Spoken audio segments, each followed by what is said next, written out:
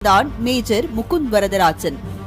ஒரு மனிதனின் மரணம் கடைக்கோடி வாழும் ஒருவரையும் உள்ளம் விம்ம செய்ய வேண்டும் என்பதற்கும், இந்திய ராணுவத்தின் பலத்தை பிற நாடுகளுக்கும், எல்லையை கைப்பற்ற காத்திருக்கும் தீவிரவாதிகளுக்கும் மரண அடி கொடுக்கும் விதமாக வீர மரணம் எய்தியவரை இந்த நாடு எப்படி மறக்கும்?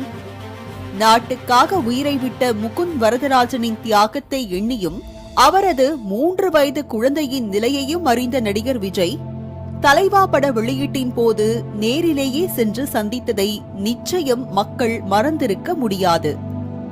சோகத்தில் ஓய்ந்து போன குடும்பத்திற்கு ஆறுதல் அளிக்கும் விதமாகவும் குழந்தையை கொஞ்ச நேரமாவது சிரிக்க வைத்தால்தான் தன் மனம் அமைதியடையும் என கருதி நேரில் சென்றிருந்தார் விஜய்.